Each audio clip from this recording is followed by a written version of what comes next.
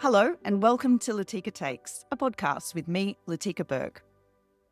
Hello, welcome back to the podcast. I have rushed out this episode for you because I wanted to catch up with Scott Ryan. Scott Ryan is a former Liberal Party of Australia senator, so keep in mind that's the centre-right party. He served as a senator for the Liberals in Australia's upper house, and then he became the Senate president. Following his retirement from politics, he was posted to Canada as Australia's High Commissioner. In fact, he went there in December 2021 and came back in 2024. So very recent. And I thought he'd be a great person to check in with about his assessment of what's just happened in Canada, particularly because when he arrived there, Canada was really not a country many of us would have even thought to pay close attention to, let alone have it completely dominate global headlines the way it has in the last few months. Just before we get to this, a reminder that this episode is sponsored by Political Tours, which is a great travel company run by my friend Nicholas Wood, a former New York Times and BBC correspondent. And he organises tours that don't so much take you to tourist hotspots, although you can do that, but he likes to take you under the political skin of a country. Coming up, he has some trips to Taiwan and to Ireland, and you can check his work out at www.politicaltours.com and tell Nick and Karen that I sent you. Okay, back to the podcast. And I began by asking Scott Ryan what Canadian politics was like when he arrived there in December 2021 compared to the scene of the stage when he departed late last year. Well, I think it's helpful to provide a few similarities and differences to give people an anchor, given what's happening in Australia at the moment. Canada has a House of Commons that's elected like our House of Representatives, but it's about double the size, 343 people. It doesn't have an elected Senate, it has an appointed Senate. It doesn't have compulsory voting, it has voluntary voting, and it does not have preferential voting. It has what we would call first past the post voting. Okay, so there's a lot of similarities with the UK actually. There's a lot of similarities with the UK there. There's some of the key differences and similarities. And they do have an impact, particularly first past the post voting, particularly voluntary voting. The other thing about Canada is that it's historically had more parties in Parliament. So Quebec, which is the French-speaking province, is about a fifth of the country, traditionally sends about half its MPs being Quebec sovereigntists, the sort of people who 30 years ago voted for Quebec independence. And the Western Canada tends to be much more conservative than Eastern Canada, so a more highly differentiated, regionalised voting traditions. It's also had a lot more minority governments. So 4 out of the last 6 Canadian governments have been minority governments, whereas we've really had one in 80 years. So that's a bit of a scene setter there. When I arrived, Justin Trudeau was Prime Minister. He brought the party from third place to a majority government in one election in 2015. He, however, was re-elected in minority governments in 2019 and 2021. And in fact, at both of those elections, while he had more seats than the Conservatives, they'd actually won more votes at both of those elections than the government. He was kept in office with an arrangement with the left-wing New Democratic Party, sort of roughly akin to the Australian Greens is the best comparison in political outlook. But by mid-2022, he had started to become very unpopular. The Conservatives elected a new leader in September 2022, Pierre Poilievre, and by the middle of the following year, so for my last 18 months there, he was about 15 to 20 points ahead in every single poll. And the Liberals were facing a complete electoral annihilation under Justin Trudeau. So his own party, his Deputy Prime Minister actually, by resigning, got his own party to effectively force him out of office earlier this year, where he was replaced by Mark Carney as leader of the Liberal Party and therefore Prime Minister. But in another key difference, Mark Carney, not only was he not in Parliament, he'd never been in Parliament. He'd famously, of course, been the governor of the Bank of Canada and then the Bank of England. You have a very good storytelling voice, and it's great because this is the most unrealistic political story of all time, and yet it's come true right before our eyes. Now, when you left Canada, did you think that Pierre Poilievre was the next Prime Minister of Canada? Yeah, everyone did. There was no prospect of Justin Trudeau winning an election. I mean, he was so unpopular. And why was he unpopular? there's 2 reasons, one of which was Justin Trudeau, one of which was Pierre Poilievre. Justin Trudeau, the economy in Canada has really struggled. It's actually had the second lowest increase in GDP per capita of the entire OECD. They had a cost of living crunch like Australia. Inflation went up faster. Interest rates went up higher. They did come down a bit faster than Australia, though, I would say. But probably most importantly, the gap between Canada and America in terms of their economic growth is now at its largest in 50 years. Oh, that's interesting. And Canada feels, being next door to America, feels that much more. It has great opportunity being next door to the US, but it also feels, to quote what one senior official said to me, that sucking sound of investment going to where it can make more money. Yeah. Justin Trudeau was a centre-left Prime Minister. America has broadly had a relatively strong period of economic growth over the last few years. The gap in GDP per head was opening up to near 50%, which it had not been since the 70s. So this is a really interesting layer, because I don't think it's necessarily appreciated that that anxiety was existing, and then in comes Donald Trump literally saying, I'm going to squelch your economy. We're going to steal all what manufacturing you have because we want to take it over the border. And by the way, you just be our little satellite state over there, Canada. Shut up and keep quiet. I hadn't appreciated that this was such a live anxiety in Canada. I was speaking to a Canadian friend just the other day, and in fact, one of Justin Trudeau's last social media tiles he put out as a part of his political campaigning had a map of North America and had the flag of Canada over what is Canada, but the description was not America. I mean, Canada has the world's biggest next-door neighbour, essentially almost 11 times its size, 10 times its size. 90% of Canadians live within 150 kilometres of the US border. It's famously described as the world's longest unprotected border, and in many parts it goes for thousands of kilometres without even a fence. But Canada is intertwined with America to a unique degree by virtue of that size differential. More than 3/4 of all exports from Canada go to the USA. So when Donald Trump says he's going to institute tariffs and he wants to break the car manufacturing arrangements that have been in place for 60 years, that is existentially a threat to the Canadian economy, which was then supercharged by initially people laughed at it. And I don't know if Australians quite understand at the moment the 51st state mantra. That is deeply offensive to Canadians. And even doesn't matter whether you're on the left or the right of politics. Some of the strongest statements against that have been made by Stephen Harper, who's the former Conservative Prime Minister of Canada. I've been watching his statements. He's become this true patriot. I've really admired some of the interventions he's made. I think this was inevitable. I think there's a misunderstanding of Canadians if you don't understand that those sorts of comments, which no one in Australia could really relate to, are going to cause a deep sense of offence. And so the reaction across Canada has ranged from anger and offence to betrayal is the word that has been used a lot.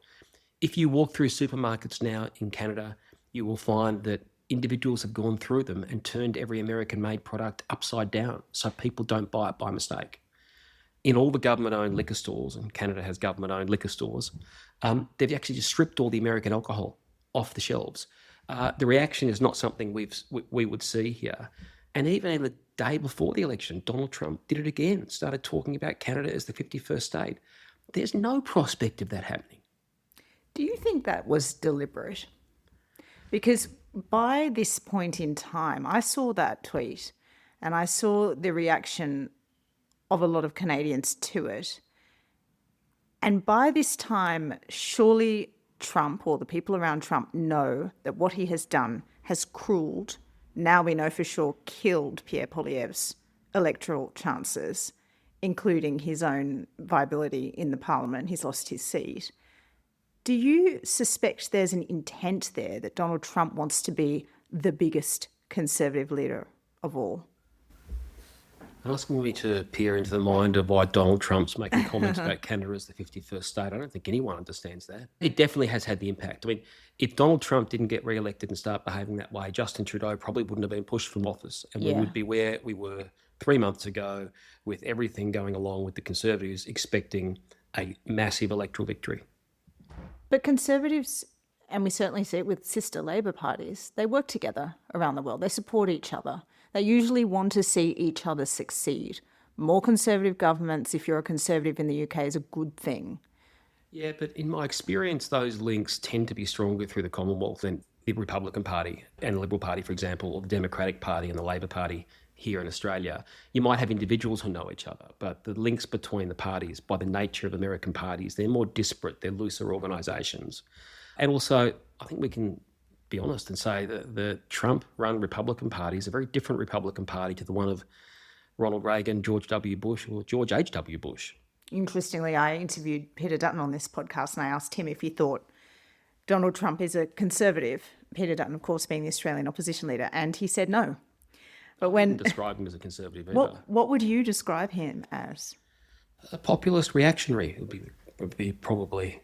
And I'm reluctant to use the term populism in a pejorative way because I believe in democracy, so I don't like associating the word popularity with that. But I wouldn't describe him as a Burkean conservative in any way. Okay, so let's go back to Canada. We now have Pierre Poilievre out of Parliament. Yep. You would have met him, I presume. Yep. Give us your read on how you found him and where you think he and the Conservatives go next from here. Some of the media refers to him as Trump-like, and I don't think that's fair. Now, I'll show my age by this comparison and where I originally come from in Melbourne. The closest parallel I saw in Australia to Pierre Poilievre is Jeff Kennett 25 years ago. Okay, so this is... in terms of a catchy phrase. Yeah, very popular Liberal right-wing, centre-right premier in Victoria. Yep. So not a Prime Minister. This is for the sake of people who listen who aren't Australian. Yep. A very popular reformist premier. Yeah, and brash, and not afraid to say things that will provoke a reaction. The election, though, is interesting because a couple of things have been missed. So I would say both sides are both relieved and disappointed. If you're a Conservative, you are disappointed given what happened three months ago and your 20-point lead evaporated. You were thinking you were going to win. But given where the polls were a week or two ago, you are also relieved because the Liberals did not do anywhere near as well as they thought. And the Conservatives got a 9% swing, their highest vote share in 35 years. And if they'd had this vote with Stephen Harper, they won a majority in their own right. Yeah. The Liberals would be disappointed given where the polls were a week ago, and they thought they'd get to 200 seats and a clear majority. They're going to just fall short with 168, maybe 170 of the 172 needed. But they would be relieved given where they were in the polls 3 months ago. And obviously the Conservatives will be disappointed that Pierre Poilievre lost his seat. However, he held it for 20 years. It was always relatively marginal in a tough election. And for a Conservative leader to hold a seat outside Ottawa, it's not always been happy hunting ground for the Conservatives. Okay, so do you think he remains in Canada's national picture or do you think this is time up? The Canadians have got a much longer history of leaders outside the Parliament, not just Mark Carney. He's the first one to become Prime Minister. Yeah, that's quite mind-boggling to me to imagine this scenario. Pierre Poilievre has said he wants to stay on. So he can stay the leader outside of the Parliament. And what would be expected to happen is what happens normally when someone gets elected leader outside of Parliament is someone would resign and create a by-election for them to re-enter. Wow. I know, it's not something I've seen happen in We Australia. just don't do that in Australia, do we? No, I've never seen that happen. It's hands off my seat, buddy. Yeah. The only example we had was when the mayor of Brisbane then, Campbell Newman, ran to be Premier of Queensland from outside That's right, Parliament. he did. That's the only time I can recall. Okay, so you think Pierre Poilievre's going to stay on outside of the Parliament? And maybe re-enter at some point soon. That seems to be, it is literally overnight that this has all occurred. Yep. But that seems to be the stated intention at the moment. And what was your sense of him? Do you think he is a future Prime Minister regardless of this shock win for Carney? And do you think he's got it to transform Canada? One of the things that's been missed is in these 25 seats that the Conservatives won, there are some key differences with what people might think about UK and Australian politics in particular. Young people in Canada vote Conservative. Yeah, interesting. Canadians who come from immigrant backgrounds have overwhelmingly, they've split, but the Conservatives have done a lot better than other parts of the Westminster sort of parliamentary world. And with the collapse of the New Democratic Party vote, which is like the Greens, it did have also an old union blue-collar worker base. That part has moved across to the Conservatives. Okay, so this is a bit realignment. And the Conservatives in Canada have been trying for this realignment. And while they didn't win this election, when you don't win one, you're always disappointed. Yeah. Having picked up 25 seats in towns that are often automotive manufacturing, union-based, blue-collar towns, it is a sign that this realignment is happening and the fact that they kept young Canadians. In Canada, if you're an older Canadian, you voted Liberal, you voted left, which is very different to the standard assumptions about, say, Australia and the UK. Although, interestingly, the right, and particularly the populist right, are picking up a lot of the youth vote in Europe, which does kind of chime with this idea that younger voters are moving to the right. And Trump himself says, look how many young voters I won. It's Partly in Canada, you had a 10-year-old government. They've had record housing prices, inflation, difficult cost of living. And part of it is if you don't believe that the system is serving your needs, you also vote for the opposition. But to be able to capture that and keep them over the last 3 months, when the rest of the country and middle Canada, a good part of it jumped back on board the Liberal bandwagon because of Donald Trump, was quite interesting. So the next election in Canada will be interesting, and it might happen in only a couple of years if, as is likely, Mark Carney doesn't get to a majority. Yeah. This will be their 5th government out of 7. Yeah. 3rd in a row, that's a minority. It is, interestingly, the first time both parties have got over 40% of the vote since 1930. Oh, so there's been a consolidation in the two major parties. See, this is my theory. Trump is just making mainstream sexy again. One of the reasons he won was that it became an election no longer just about a 10-year-old government, cost of living and all domestic issues. Yeah. It became who's best placed to fight Donald Trump. And it was really that sort of language. And his CV and the fact he was in office for 10 weeks, he was Prime Minister and called an election a couple of weeks later, appealed to enough Canadians. But there are warning signs there that even overnight former Liberal operatives in Canada are talking about. Like what? The suburbs of Toronto. They really did expect to sweep that with the collapse in the NDP vote and that consolidation into the left of centre Liberal Party. But one of the former advisors and pollsters over there I listened to on a podcast was outlining how blue-collar workers moving to the Conservatives as a first sign of that realignment is a sign that the Liberals can no longer count on winning fewer votes but having them more efficiently spread around the country. Oh, interesting. They have won the vote this time. They've beaten the Conservatives by about 1%. But Justin Trudeau held office twice by getting fewer votes because the Conservatives would get massive votes in Western Canada. Yeah. Huge numbers of what we call in Australia safe seats, whereas the Liberals had lots of marginals. And that seems to have been flipped on its head a bit. So you've now got a competitive two-party system. That's really fascinating. I'm very glad we're having this chat. Do you see any similarities to what might play out in Australia with our election approaching? We don't have the impact of Trump in anything like this. It's not a direct threat, no, but it is interesting to me how much Trump has made the current government look very appealing in a way that it wasn't before Trump started the ranting at Zelensky, these tariffs, some of these big acts that really did cut through to people. I think that's when everyone realised this is very different. Yeah. It's no longer just waking up to tweets. Yeah. I think in Australia, though, we can't compare it to Canada. We don't have 3/4 of our exports. 2.5 to 3 million Canadians alone a year go to Florida. We've seen collapses in tourism by nearly 70% in some areas. So we don't have that sort of relationship with the US.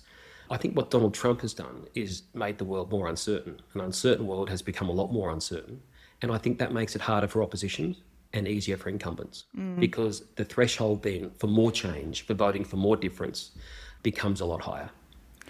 The Trump factor has been present. I mean, the first 2 weeks, I was on the campaign trail with the Prime Minister, Anthony Albanese, and I remarked at the end of that to another journalist, I cannot believe how every single day I have spent, or we have spent, asking the Prime Minister to comment on what Trump's done overnight. That's not normal. Yeah, we have not had an election where the international environment has inserted itself. But we haven't had a president like Donald Trump insert themselves in a lot of international fora in this particular way. This is different to the first term. Was there any way you think that either side could have exploited Donald Trump differently? I think personally the Labor Party, the governing centre-left Labor Party, has done a very good job of weaponising the worst elements of Trumpism, scaring Australians that Peter Dutton, the opposition leader, might just follow this guy. He looks a bit like him. He's a tough guy too, and he might be like Margot in Australia. Do you think there's anything that the Liberals could have done, the Liberal Party in Australia, we're speaking about here, could have done to counter that a bit more? See, when I see that said in Australia, I see that as very effective for the Labor Party mobilising against the Greens. It's about their left flank. You might have Adam Bandt and other groups out there saying no matter what the Labor Party says about Donald Trump, they'll say something more extreme. And so I see the Labor Party as having done that to try and consolidate the centre-left vote. I don't know many people who, if you said to them, oh, Peter Dutton's being too Trump-like, who are going to fall for that unless they already don't like him. Yeah, to me, it's a consolidating factor. And this is one of those differences between Interesting. Canada and Australia. compulsory voting changes everything. You don't have to motivate people to a polling booth, and therefore you don't have the same polarising effect of motivational factors. You just have to persuade. And you would know the Labor Party is always concerned about its left flank. With the Greens, they might get 90% of their preferences back, but they would prefer their primary votes and not to be at risk in seats like Wills or lose seats like Griffith. So I see that as much more a Labor Party tactic about consolidating that centre-left vote than I do about persuading the centre ground. How do you feel the Canadian election and what they were discussing, the stakes that were involved with that election and the question for the Canadian people, compare to what we're discussing in Australia? Sense of identity by that distance, which people and historians have written about, analysts have written about. And we're having a domestic election campaign with occasional insertions from Donald Trump. I referred to him to one person as like a third leader in a campaign, and he's probably got higher name ID than almost every politician in Australia. Of course. And everyone's aware of him. In Canada, it was different because their economy was at risk. I mean, there was one point where Donald Trump was going to introduce tariffs on cars before he pulled them back. And you were looking at potentially 120,000 people losing their job in a week. Wow. In the automotive sector in southwestern Ontario. They've had an agreement with America going back to 65 where car manufacturing effectively is over the border. There's no border for it. To put a border there and a tariff caused huge problems, not just in Canada, but also in Michigan with the automakers, which is one of the reasons it's constantly being pushed off. But then Donald Trump comes out and says, well, I still want the auto sector to come back to America. That is the very basis of Canada's manufacturing sector, much bigger than our automotive sector ever was. It just made, in all honesty, Commodores, Falcons and Camrys mainly for Australian consumption. They've got factories where parts for cars assembled in Detroit will cross the border 11 times. So that's an economic question, granted, existential, of course. But I have also heard as a byproduct of this, and I think Carney referred to it in his victory speech, this talk of Canada has to stand on its own 2 feet because it has first and foremost realised, yeah, America might come good, but it might not either. And we've been given a bit of a wake-up call. I think my question here is more about where's that conversation in Australia, because I'm not sure Australians, or at least the political class, massively want to acknowledge how different an environment this is globally, and it's directly affecting Canada. There's nothing to say that it might not one day directly affect us too. So I'm interested in your observations about that self-sufficiency, that need to prove that what you contribute to the world order is going to satisfy at some point an America that is particularly or potentially hostile. It's driven by his particular worldview on tariffs, which I don't share. It's driven by whatever has encouraged him down the path of 51st state sort of rhetoric, which I simply don't understand. But he hasn't really been commenting that a great deal on security. He's made a few observations about a subsidy for security through, obviously, they have NORAD with Canada, the joint air defence arrangements, and they're jointly part of NATO. So I'm not trying to dismiss that the world has changed. But, in Australia, we can make a clear-eyed assessment of what is in our interest and what is in the United States' interests. And there's different interests they have based partly on our location and where we are in the world. And also, there's not the same fixation on a subsidy. Donald Trump's got a worldview that the trade deficit is a subsidy. Yeah. Well, the thing is, the trade deficit is partly driven by, I think about 15 to 20% of American domestic oil comes from Canada, and they get it cheap. They get it below world price. If you take oil and gas out, there's not actually a deficit. And so to fix that, it's a misunderstanding, quite frankly. I think people think we're not applying logic to Trump's tariff worldview, are we? Anyone that understands trade, that the whole tariff argument has been disproven and doesn't make sense. So I think there's a different... So you think the security aspect for Canada is okay? Well, it's along the border with the United States. There's been no threat to NORAD. Even in discussions I've seen in newspapers and that about NATO, there's been no mention of NORAD, which is one of the world's, if not the world's oldest joint command.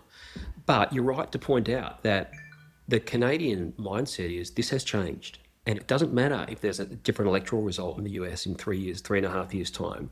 It won't go back to the way it was. And I think Stephen Harper made that clear. Mark Carney made that clear last night when he said the 30 or 40-year or 60-year movement towards interdependence is now going to be reversed.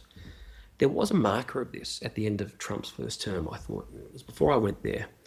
But as the Pfizer vaccine for COVID was being rolled out, seems like an age ago, I know, he wouldn't let it go across the border to Canada.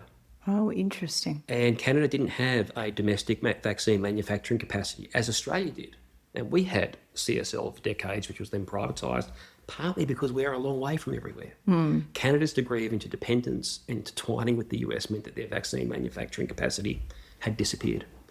I saw that at the time as a really striking moment. And sometimes people, I think, make the mistake of comparing the relationship that the US has with Canada, with Australia and New Zealand, and it's not an appropriate comparison. Why? New Zealand is ever more present in the Australian mind. You run into New Zealanders in every workplace. There aren't many days in the world where you have a joint national commemorative day like Anzac Day, which we've just had. And along the northern border with Canada, Canada has great friends in the US. And at the moment, they're wondering why don't they have the influence they used to, change the direction of administration policy. And there's a lot of them down in Florida, particularly the Canadian winter, for good reason. But America's a much bigger place. And as everyone who knows it, it's a place that has so much internally that not everywhere has the degree of external awareness that we might expect in a place like Sydney, Melbourne. You know, that's really interesting.